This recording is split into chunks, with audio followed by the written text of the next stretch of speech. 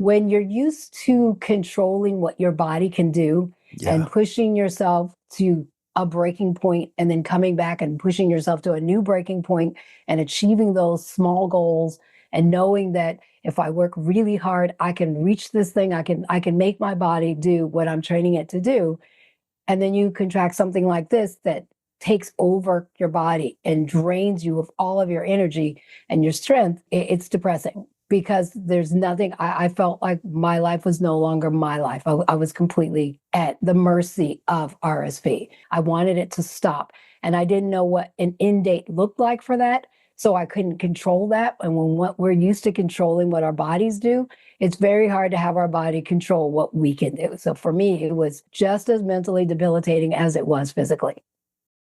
Hey everybody, this is Jonathan Marx from GoToHealth. I hope you're having a wonderful day. If you're over 50 years old, listen up. I've got an important message, especially as we're in the fall season. RSV, or respiratory syncytial virus, is a common, contagious, and potentially serious respiratory illness that typically circulates in the fall and winter in most parts of the United States. While many are aware of the impact RSV can have on infants, adults 75 and older, and those 50 to 74 with underlying conditions are at increased risk of severe RSV infection, which can lead to hospitalization and even death. GSK is teaming up with senior athletes from the National Senior Games, an Olympic-style multi-sport event, as part of the Sideline RSV campaign to encourage older adults to understand their risks and take action to help prevent RSV.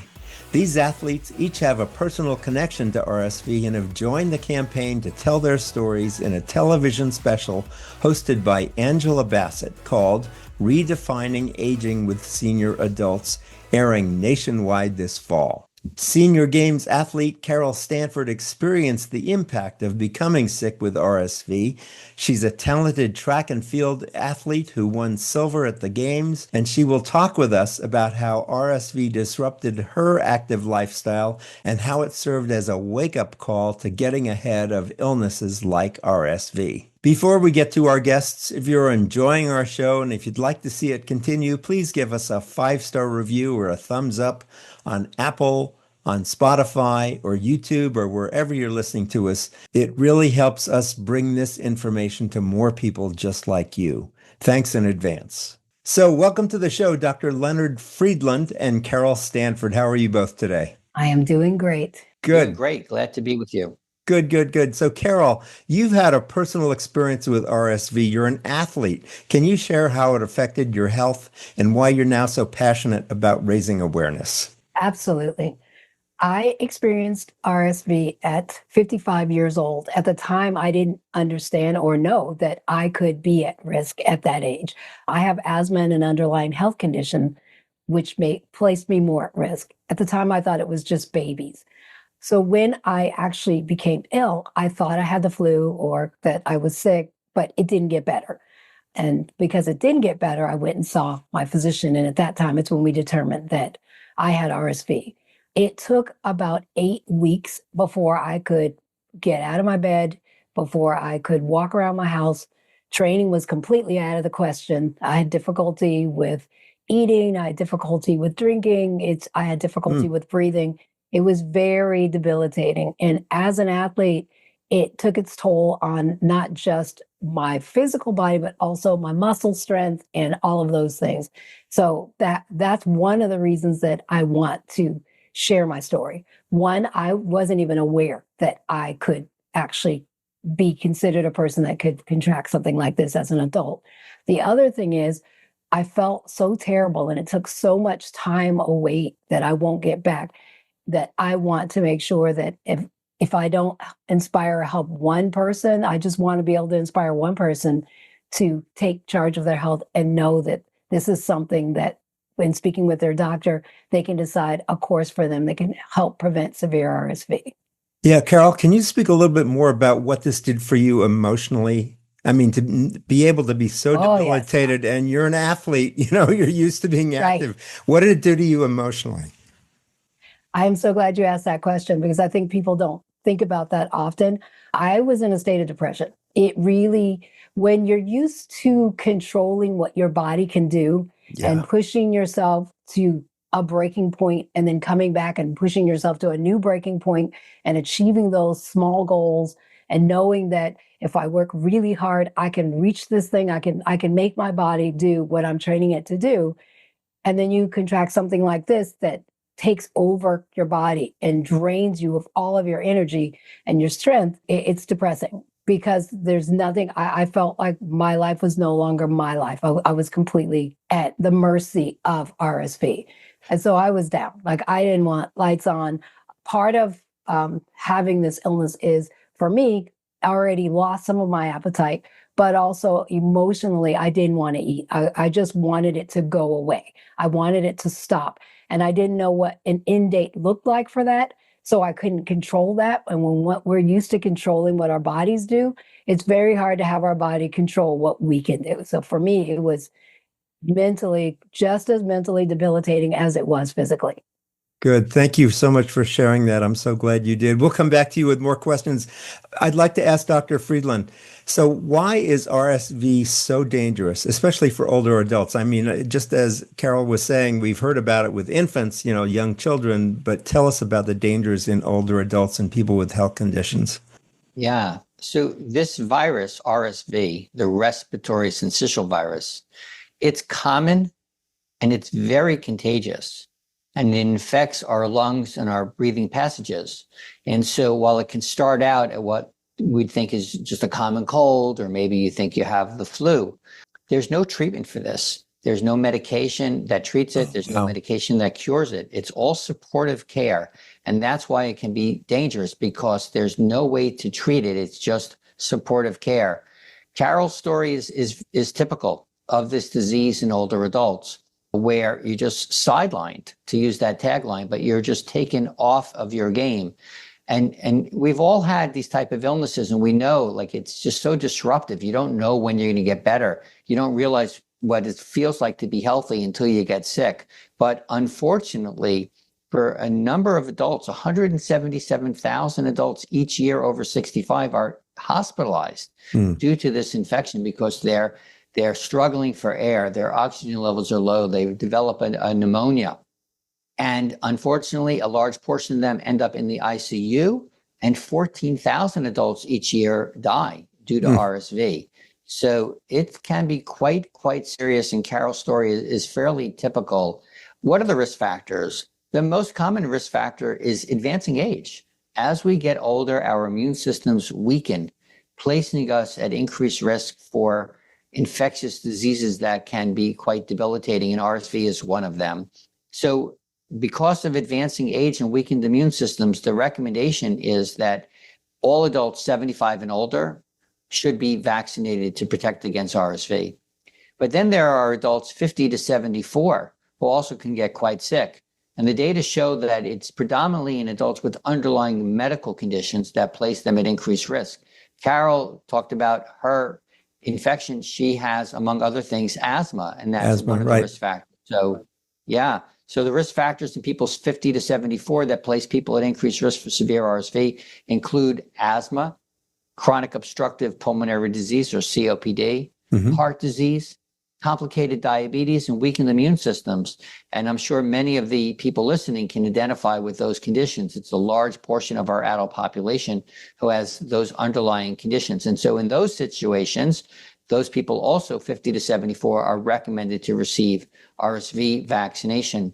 And because there's no treatment, there's no medication that can treat or cure this, vaccination is a really important tool as a way to reduce our risk of severe illness and hospitalization due to RSV. The disease circulates in the fall and winter. That's now. And because it's so contagious, as families get together, coming up to the Thanksgiving holiday, then there are the Christmas holidays, we're going to be indoors around people. This is the time to think about, what can I do to help protect myself against RSV? So knowledge is power. We want people to be informed and to be able to take actions. And so, Jonathan, we've created a website, sidelinersv.com, to get more information. There's information there, resources about the disease, vaccination. There's a discussion guide to have with your doctor or pharmacy. But on top of that, we think it's important to understand the stories. And so Carole's featured in a TV special that we've developed called Redefining Aging with Senior Athletes. And that TV special is now available on GSK's YouTube page, but also sidelinersv.com. You can follow information on Facebook and Instagram to get to this TV special, but that's a great way to learn about the stories of our senior athletes who've been sidelined by RSV, including Carole. Wow. So this TV show has been produced by GSK? GSK was certainly involved in the production of this TV special. We identified a number of athletes. I had the opportunity to meet with some of those athletes, including Carole, at the National Senior Games to learn more about their stories.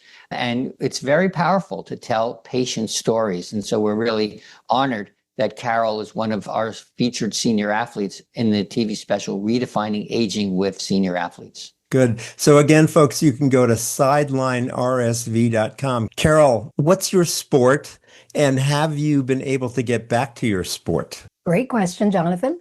My sport is actually track and field, and I have been able to get back to my sport. In fact, next week I am leaving to compete for the U.S. in Mexico City in a international regional masters championship. So yes, I have. And had it not been for my doctor and I talking about my risk and benefits and choosing vaccination, taking that type of a trip would have been challenging for me. So I'm definitely able to get back into my sport. I'm able to travel, and I am actually going in as the favorite in 2 of those events. Oh, good for you. We're going to be rooting all the way for you. I wish you the best of luck. That's great. Good for you. And I'm so glad you're back to being an athlete again. You so beautifully described what it means to be an athlete, which is, you want your body to do something and you're able to do it, and you train hard and you push hard. And boy, RSV really took that away from you, didn't it? It did. So, doctor, what can we do, or either of you, what recommendations do you have for people to avoid this? I guess getting vaccinated is the obvious one since there's no treatment for this, but do we have any recommendations for people to help prevent RSV?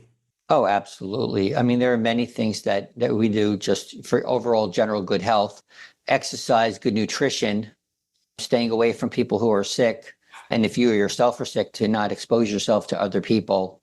Those are always important things to do. And staying on top of prevention and the types of vaccine preventable diseases that there are, and understanding what those are and where you may fit into the continuum of those recommendations. RSV is one of those vaccine preventable diseases for adults, and understanding and knowledge of risk factors. So sidelinersv.com is a great way to get those resources, and patient stories. They really resonate. So we're really glad that you're speaking with us today, hearing Carole's story. And again, you could find the Redefining Aging with Senior Athletes TV special right now on GSK's YouTube page and sidelinersv.com to get more resources. Good. Thank you so much, both of you, for being with us today. This is such an important message to get out in such a debilitating disease. We've been talking with Dr. Leonard Friedland. He's the Vice President and Director of Scientific Affairs and Public Health at GSK North America, and Carole Stanford, a National Senior Games athlete, and she's going to represent us in games soon, and we're so glad you're feeling better, Carole, and have recovered. Thanks, everybody, for being with us. Please listen to this advice so you stay healthy. This has been Jonathan Marx, and as we say at the end of every show, go to health. God bless. We'll see you again next time. Thank you, Jonathan. Take Bye. care. My pleasure. Thank you for tuning in today to Go to Health. You are one of almost 10,000 people per day who enjoy the evidence-based health information offered by our guest health experts. You can watch us on our website and YouTube and listen to us on 8 podcast networks. Be sure to join Jonathan Marx in our upcoming shows each week. If you like our show, please share this episode with your friends and colleagues. You can subscribe to the show, join our email list, send us feedback, browse through the online store, and view our library of over 150 shows at GoToHealthMedia.com. See you next time, and remember, to elevate your life with GoToHealth.